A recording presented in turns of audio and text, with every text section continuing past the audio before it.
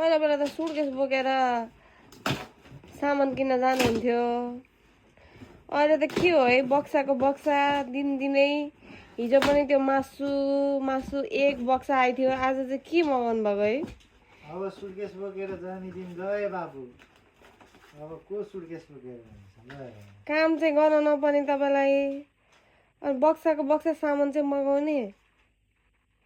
यसरी त चल्दैन त जिन्दगानी के हो यो पोखर खाना चाहिँ यस्तो पर्ने ओट्स त मेरो लागि हो थाहा मलाई बदाम यो मेरो लागि हो यो नि मेरै लागि हो कता खान्छ कश्मिरी मिर्च चिया मैले खान्छु जिराको धुलो तरकारीमा हाल्ने भान्से भएपछि सबै सामान फुटेर खानुमा मकै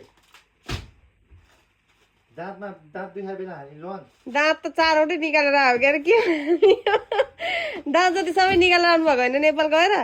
कुन चाहिँ दाँतमा हाल्ने अब 3 किलो प्याज 3 किलो होइन 5 किलो 2 किलो आलु एउटा बोरा चामल हुन्छ बोरा 10 किलोको प्याकेट मगाएर सामान पनि के हो है हिजो मासुहरूको रेतोको सामान आएको नि आज चाहिँ यस्तो सामान आएको एकैचोटि मगाउनु पर्छ भन्ने कुरो थाहा छैन आज मासु छैन यसमा हिजो र आज एकैचोटि मगाउनु पर्दैन म केही पनि नखाने यहाँको म केही पनि गर्न सक्दिनँ ल तिमी आफै गर है